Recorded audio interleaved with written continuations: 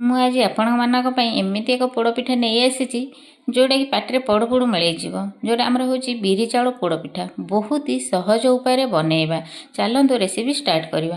Hello high friends, ନମସ୍କାର, welcome to my channel Kajal Odia kitchen. ତ କାଜଲ ଓଡ଼ିଆ କିଚେନ୍କୁ ଆପଣଙ୍କୁ ସ୍ୱାଗତ ଜଣାଉଛି। ରେସିପିଟି କରିବା ପାଇଁ ଏମିତି ଫାଷ୍ଟ ଗୋଟେ ମେଜରମେଣ୍ଟ ନେଇଯିବା। ତ କପ୍ ହଉ, ଗ୍ଲାସ୍ ହଉ, ଗିନା ଆପଣଙ୍କ ପାଖରେ ଯାହା ସୁବିଧା ଥିବ ସେମିତି ନେଇଯିବେ। ତ ମୁଁ ଏଠି ଗୋଟେ ଗ୍ଲାସ୍ ବିରି ନେଇଗଲି। ତ ସେମ୍ ଗ୍ଲାସ୍ରେ ମୁଁ ଚାଉଳ ନେଇଯିବି। ତ ଗୋଟେ ଗ୍ଲାସ୍ ବିରି ପାଇଁ ଏଇଠି ଆମେ କ'ଣ କରିଛେ ନା, ଯେଉଁ ପିଠା ଚାଉଳ ଅଛି ଆମର ମୋଟା ଚାଉଳ, ସେଇ ଚାଉଳ ମୁଁ ୟୁଜ୍ କରିଛି। ତ 2 ଗ୍ଲାସ୍ ବିରି ନେଇଯାଇଛି। ମୁଁ ଏଇଠି ଏକା ସାଙ୍ଗରେ ବତୁରେଇ ଦେଉଛି, କାହିଁକି ନା ଯଦି ବିରିଟା ଆମର ଚୋପା ଛଡ଼ା ଅଛି ସେଥିପାଇଁ ମୁଁ ଗୋଟେ ଜାଗାରେ ବତୁରେଇ ଦେଉଛି। ଯଦି ଆପଣ ଚୋପା ଲଗା ନେବେ ତାହେଲେ ଅଲଗା ଅଲଗା ବତୁରେଇବେ। ତ ଏଠି ମୁଁ ତାକୁ ଭଲ ଭାବରେ 2-3 ଥର ଧୋଇକି ତାକୁ ପାଣି ଦେଇକି ତାକୁ ଗୋଟେ ରାତି ପୁରା ଛାଡ଼ିଦେବା ଭିଗିବା ପାଇଁ। ତା ପରଦିନ ସକାଳେ ଦେଖନ୍ତୁ କେତେ ବହୁତ ବଢ଼ିଆ ଭାବରେ ଆମର ବିରି ଚାଉଳଟି ଫୁଲି ଯାଇଛି।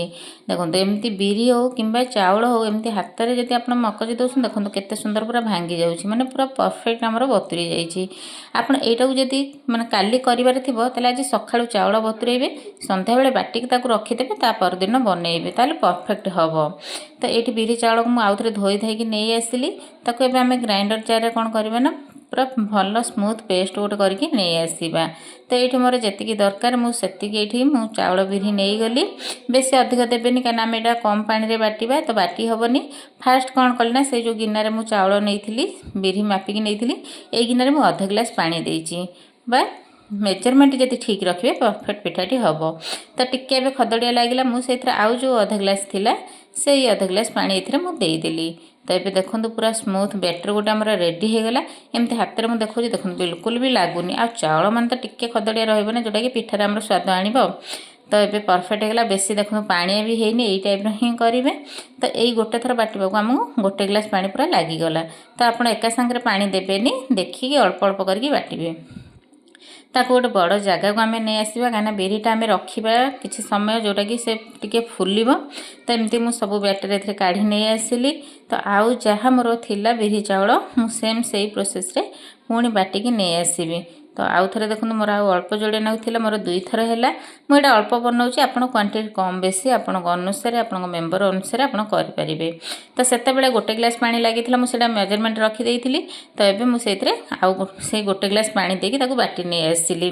ତ ଏବେ ଦେଖନ୍ତୁ ପୁରା ପରଫେକ୍ଟ ଆମର ରେଡ଼ି ହୋଇଗଲା।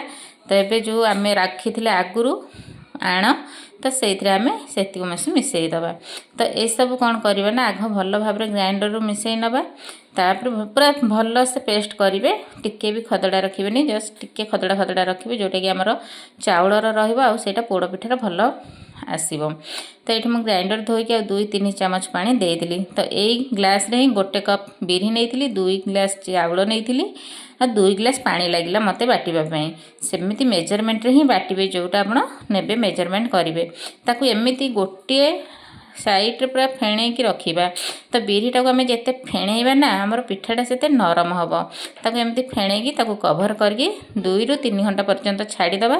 ଯଦି ଆପଣ ସାଙ୍ଗେ ସାଙ୍ଗେ କରିବାକୁ ଚାହୁଁଛନ୍ତି, ଆଟଲିଷ୍ଟ ଅଧଘଣ୍ଟେ ତାକୁ ରେଷ୍ଟ ଦେବେ, ତାପରେ ବନେଇବେ, ପରଫେକ୍ଟ ପିଠାଟା ହେବ ଆଉ ନରମ ହେବ। ତ ଏଠି 2-3 ଘଣ୍ଟା ପରେ ମୁଁ ଆପଣଙ୍କୁ ଦେଖାଉଛି। ତ ଦେଖନ୍ତୁ ଆମର କେତେ ବଢ଼ିଆ ଭାବରେ ପୁରା ଫୁଲି ଯାଇଛି, ଆଉ ଆଣଟି ବଢ଼ିଆ, ଏଥର ପିଠାଟି ମାନେ ମସ୍ତ ହେବ। ତ ଏବେ ଆଉ ଟିକେ ଆମେ ତାକୁ କ'ଣ କରିବା ନା, ଫେଣେଇ ଦେବା ଏମିତି ଡଙ୍କି ସାହାଯ୍ୟରେ ବା ଚାମଚ ସାହାଯ୍ୟରେ, ଆପଣ ଯେମିତି ସୁବିଧା ଅଛି ସେମିତି। ଯେତେ ଫେଣେଇବେ ପିଠାଟା ସେତେ ନରମ ହେବ, ସେତେ ସଫ୍ଟ ହେବ। ତ ମୁଁ ଏଇଠି ପୁରା 5 ମିନିଟ୍ ପାଖାପାଖି ଏମିତି ତାକୁ ଫେଣେଇଲି। ଆଉ ଫେଣେଇଲା ପରେ ଦେଖନ୍ତୁ ଟିକେ ପାଣି ଆସିଗଲା। ମୁଁ ସେଥିରେ ବିଲକୁଲ ପାଣି ୟୁଜ୍ କରିନଥିଲି, ଆପଣ ଯେତିକି ଦେଇଥିଲି ବାଟିଲା ବେଳେ ବାସ୍ ସେତିକି। ତାକୁ ଫେଣେଇକି ଆମକୁ ଯେତିକି ଦରକାର ଗୋଟେ ଜାଗାରେ ସାଇଡ଼୍ କରିନେବା। ମୁଁ ସବୁ ବନେଇବିନି, କାହିଁକିନା ଆମ ଘରେ କେହି ବି ଖାଆନ୍ତିନି, ମୁଁ ଏକୁଟିଆ ଖାଏ। ତ ସେଥିପାଇଁ ମୁଁ ଅଳ୍ପ ଟିକେ ବନାଉଛି, ଆପଣ ଆପଣଙ୍କ କ୍ୱାଣ୍ଟିଟି ଅନୁସାରେ କରିବେ। ତ ଏଇଠି ପୁରା ଦେଶୀ ଘିଅ ଆପଣ ନେଇଯିବେ, 2 ଚାମଚ ପୁରା ନେଇଯିବେ। ଯେତେ ଘିଅ ପକାଇବେ ତ ଭଲ ବାସ୍ନା। ମୁଁ ଏଇଠି ଓମଫେଡ଼ର ଘିଅ ୟୁଜ୍ କରୁଛି, ମୋତେ ଏଇଟା ବହୁତ ଭଲ ଲାଗେ। ଆଉ ଆର ନ୍ୟାଚୁରାଲ୍ ସ୍ମେଲ୍ ମଧ୍ୟ ଥାଏ, ପୁରା ଦେଶୀ ଘିଅ ଭଳିଆ। ତ ଏଇଠି ମୁଁ କଟା ନଡ଼ିଆକୁ ଏମିତି ପତଲା ପତଲା ଛୋଟ ଛୋଟ କରି କାଟିକି ନେଇଛି, ତାକୁ ଦେଇଦେଉଛି। ଆଉ ଏଇଠି ପାନମହୁରି କିଛି ଦେଇଦେବା, ଯେଉଁଟାକି ଆମର ପୋଡ଼ ପିଠାର ପୁରା ଫ୍ଲେଭର ଆଣିବ। ଆଉ କିଛି ନଡ଼ିଆ କୋରାକୁ ଦେଇଦେବା। ତ ଯେହେତୁ ମୁଁ ଏଇଠି ନଡ଼ିଆ କୋରଣାରେ କରୁନି, ଏମିତି ଗ୍ରାଇଣ୍ଡିଙ୍ଗ କରିଦେଉଛି, ଟିକେ ବେଶୀ ଗୁଣ୍ଡ ହେଇଯାଇଛି, ଆପଣ ଚାହିଁଲେ କୋରିକି ମଧ୍ୟ ଦେଇପାରିବେ।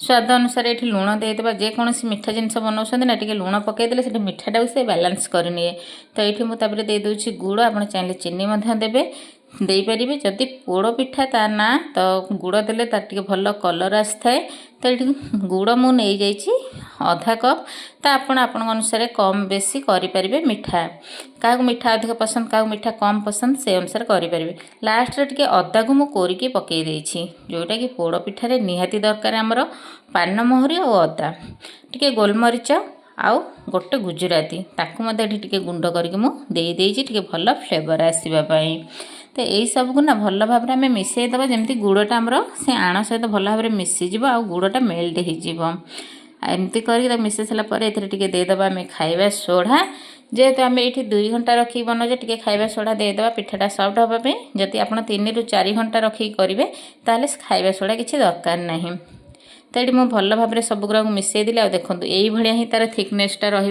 बेसी बहलिया ना कि बेसी पाणिया ना जमी चामच लगिक रोथ तो एबे एमती गोटे आम पोड़ापी जगह नहीं जावा प्रेसर नहीं जेकोसी जिनस आप नौ कि गोटे मोटा जगह ने पोड़ापी आपड़ कड़े भी नहीं पारे प्रेसर कुकर नहीं पारे तो मुझे प्रेसर कुकर यूज कर मोटा अच्छी तो प्रेसर कुकर कौन करवा ना आउ 2 बड़ चामच घी पकई देकी एमती पूरा चारिआडे प्रेसर मारिदेवा कहीं पिठाटा आणाटा केतिकी रे फुल से सबुआड़े एमती लगेदेले ना आराम से आम पिठाटा बाहरी आसो आ भल भाव पोड़ीज तो ये भल भाव में घी लगेदेली घी लगे सारापर आपन पाखे कदली पत्र थी आप कदली पत्र यूज करेंगे ना शाला पत्र यूज करेंगे मुझे बटर पेपर नहीं मुझे मोर फास्ट अनुभूति मुझे सहित सेयार कर बटर पेपर बिल्कुल भी देवेनि मुझा देखिकी माने जड़े कहले हाँ बटर पेपर देले भी हो मुझे नहीं जाइली बटर पेपर किंतु बटर पेपर कौन होला ना लास्ट पिठारू जमा छाड़ानी तो से सजेस्ट कर जमा भी बटर पेपर देवेनि खाली सेमती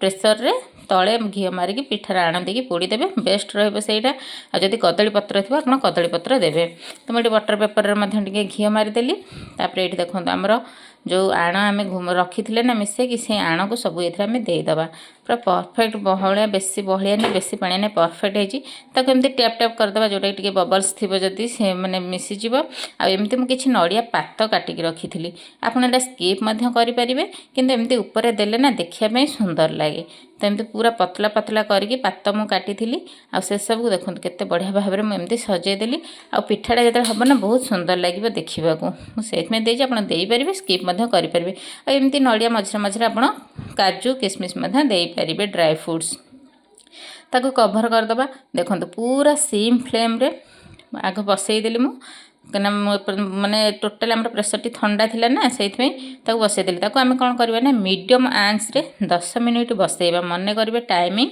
मीडियम आंच रे 10 मिनिट बसईबा तापर लो फ्लेम रे आउ 10 मिनिट बसईबा तो देखो मुझे देखो आपन को पिठाटी आमर टोटाल मत लगे 20 मिनिट 5-10 एपट सेपट हो पारे कहीं आप क्वांटिटी बनाऊँ आउ मेजरमेंट भी टिके पानी जदि रहीगला पिठाटा आमर टाइम नहीं थाए तबे मुझे देखो देखो पूरा परफेक्ट हो जाइए आमर मत टोटाल मीडियम आंच रे 10 मिनिट लो फ्लेम रे आउ 10 मिनिट लगिला तो ये आमर पिठाटा भी रेडी हो जाइए बाहर काढ़ी आपको देखा देखो केते परफेक्ट पूरा पोड़ी आउ बहुत ही सुंदर हो जाइए आठी देखो किंतु बटर पेपरटा छाड़े से मुझे सजेस्ट कर बिल्कुल भी बटर पेपर पकेबेनि आप खाली रे सेमती बसैबे आ जदि खाली रे बसैबे मीडियम आंच रे 5 मिनिट बसैबे आउ 10 मिनिट लो फ्लेम रे बसैबे तो आप साइज जानीपारे देखिए केते सुंदर साइड गुरा सब पोड़ी जेहेतु बटर पेपरटा बाहरलानी मुझे पछपटा देखिले देखो केते सुंदर बाहर आ पिठाटी ध्यान करके जिते पूरा ठंडा हो सेते काटिबे नहले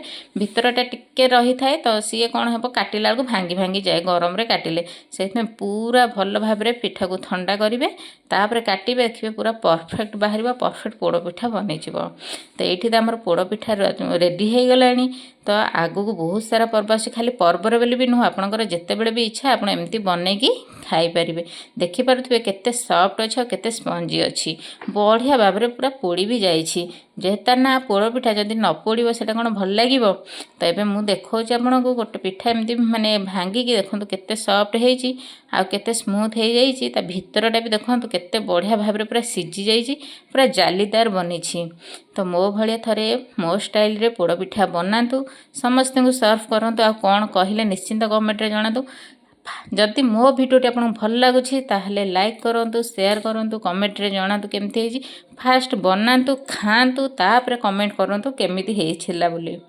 तो चैनल नुआ थे टे सब्सक्राइब करदे आदि मो रेसिपी आपको भल लगे तो निश्चिंत गोटे लाइक करदे आदि भल न लगे डिसलाइक करें।